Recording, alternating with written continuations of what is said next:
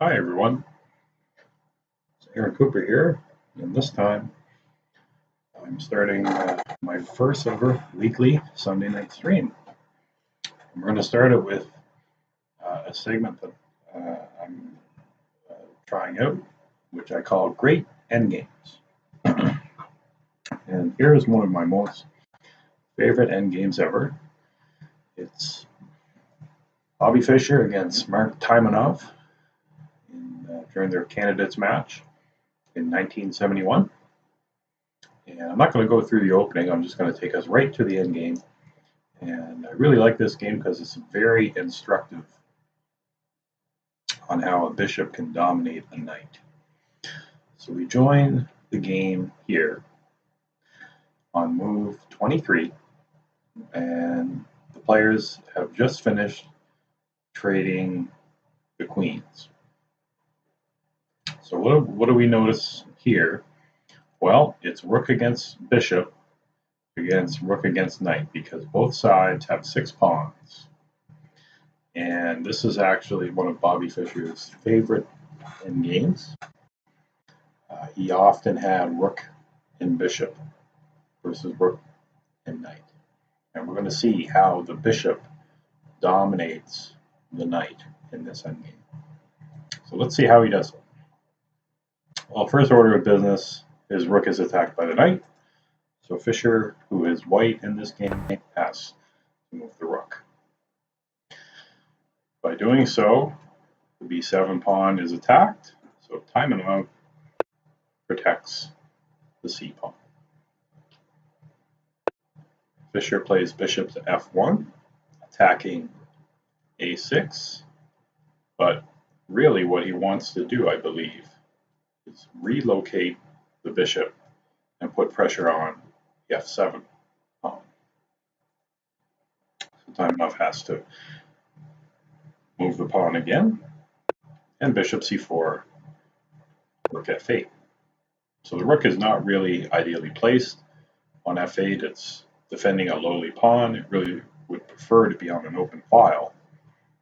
And so that's why Fischer relocated his bishop and put it on c4.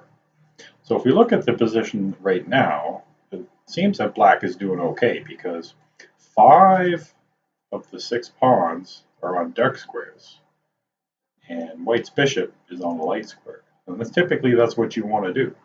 You want to keep your pawns on the opposite color of your opponent's bishop. All right, so let's see how Fischer proceeds. Moves the king up and moves it up again. So in an endgame, your king is an attacking piece. You want to bring your king towards the center. No point staying in the corner, not doing anything. You want to be actively involved.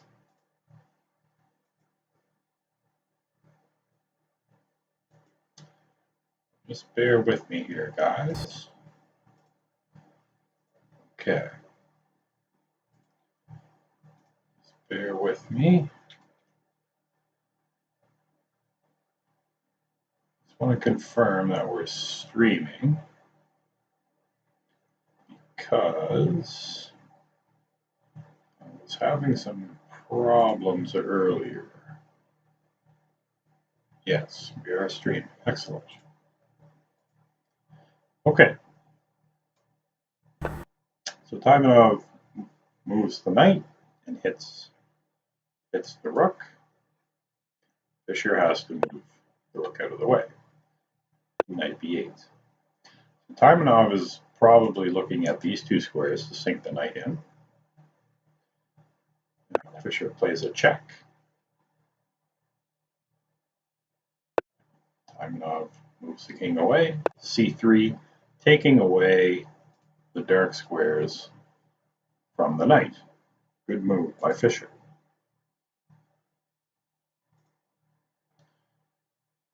Knight c6.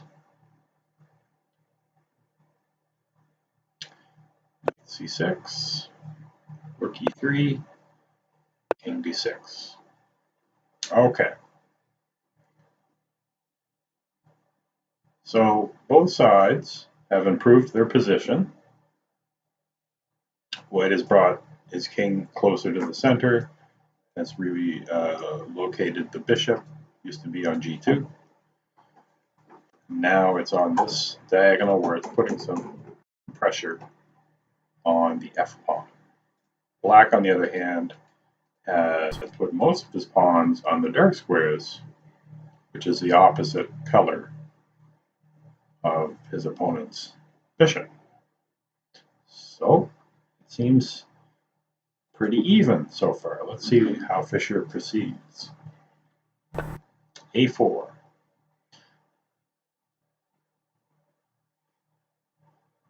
Knight h3. So Fischer now is going to want to move his kingside pawns up the board. Taimanov is just kind of sitting and waiting. h4. h5. Okay. That is probably the very first inaccuracy by Taimanov, putting the pawn on the color of his opponent's bishop. We'll see how Fischer will be able to attack that later on. So Fischer, he put his pawns on dark squares, and he was perhaps threatening h5. So he enticed Taimanov to put a pawn on the color of his opponent's bishop, which is what Fischer wants. Okay, rook d3 and rook d5, hitting the pawn. So now g6 is an option, rook h8 or f5. Either three of those moves to protect that pawn are less than ideal for black. The two pawn moves is going to put yet another pawn on a white square. Rook h8, well again, you really want your rook to be active. You don't want your rook to be just defending a pawn. So Taimanov chose f5.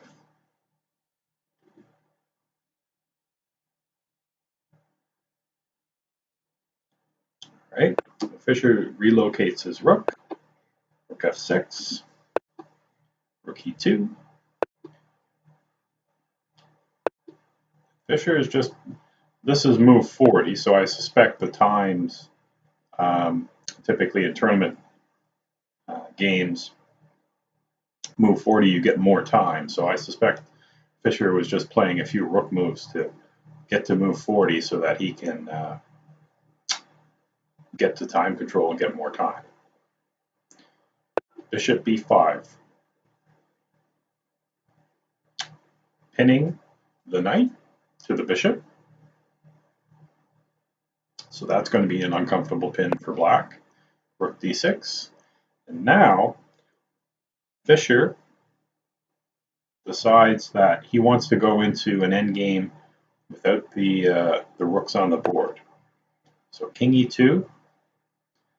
And you can see Stockfish does not like Taimanov's next move. King to d8. Taimanov should have taken the rook off of this line. So Fischer now will trade the rooks because he sees that three of black's pawns are on the color of his bishop. And so he figures that he'll be able to attack those and win those pawns. So Fischer correctly plays rook to d3. Time to trade off the rooks. Takes. And you can see I've got Stockfish. I don't have the lines being shown, but the evaluation shows +2. So that's fascinating. If you count the pawns, both sides have 6 pawns, and the only difference is bishop versus knight, but yet Stockfish has evaluated this as +2 for white. So white is winning. And this is why I love this endgame, because this is the perfect endgame to learn bishop versus knight and how a bishop can dominate a knight. So let's see how Fischer converts this into a win. First, he will tie, he attacks the pawn, ties the knight to the G pawn. Knight can't move now without giving up that G pawn. Checks the king away. Now white's king has some squares to play with over here.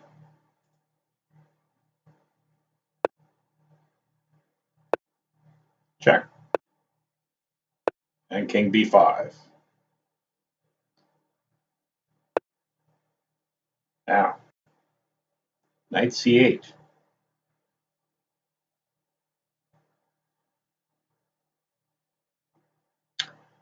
Why is black allowing white to take the pawn on g6? After all, I said once the bishop was here, it was forever tying the knight to that square. Well, in this instance, you have to notice that white is king of the four squares that it can go to. Only one is not attacked. So therefore, if white were to play this move, knight d6, that's a checkmate, people. So therefore, that's why Fischer did not take the pawn right there. So he first checks. He's going to relocate the bishop. And he'll go back and attack it, but only after giving his king another square to go to. So what's going to happen is that white is going to have his king attacking this pawn. The bishop is going to tie down this pawn. And when the moment is right, well, let's see what happens. But this is going to show the principle of two weaknesses. Black has a weakness here on b6 and also on g6. 87. Okay, tying the knight again. Now, white at some point wants to get in here, so he's going to relocate the bishop on this diagonal so that he can move his king into a6. That's what he does here. Now king a6. All right, so now his king has been improved. Black really doesn't have much to do here. I mean, if the king moves, well, drops this pawn. The knight has these three squares to go to. If the knight goes here,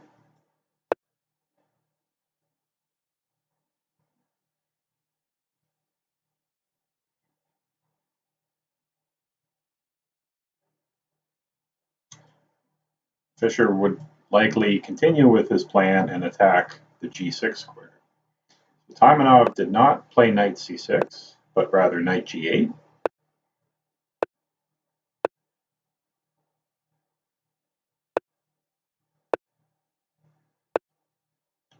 Okay. So here we are. It's the principle of two weaknesses. We've got a weak pawn on b6, a weak pawn on g6. The king is tied to this. The knight is tied to the g pawn. So black spends a move to hit the bishop. So it looks like white has to move the bishop. Now this is what I really like about this endgame. The bishop has dominated the knight in the last 20 moves, and now white says it's time to strike. So we've identified that these are the two weaknesses in black's position. Unfortunately, up until this point, white hasn't been able to win a pawn. And the only way that white can win a pawn is to sacrifice the bishop. So white will decide to sack the bishop for 2 pawns, and in fact, he'll likely win a third. So let's see what Fischer does. He takes on g6, sacrificing that bishop, but only sacrificing it once the king has moved away from the b6 pawn. So it's 2 pawns for the bishop, and one of these should fall.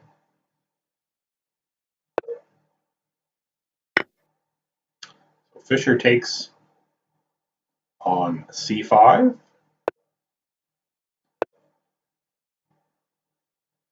And now he's going to create a passed pawn. So one of these pawns will become a passed pawn, and white is going to try to queen. So that was the whole reason for black to sacrifice the bishop. If he can get one of these pawns rolling, that'll tie down black's pieces, and then white can go over here and attack the remaining kingside pawns. So Taimanov took.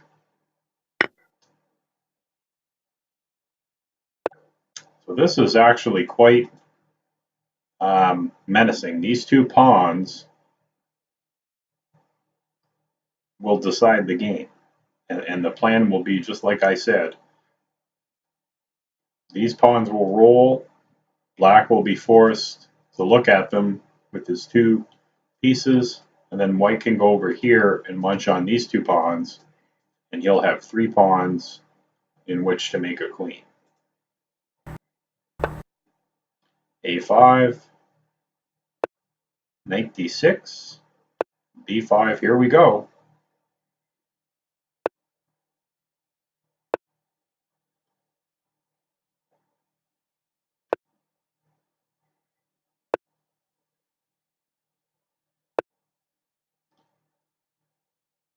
b6, and that was the final move.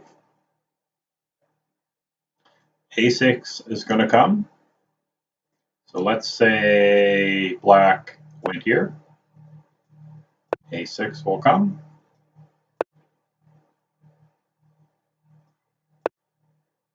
Something like this. Check. And next move, white will get a queen rather. So there we go. That's one of my favorite endgames. That's Bobby Fischer against Mark Taimanov from 1971. It really shows the power of a bishop versus a knight. So if we go back to, let me find the position.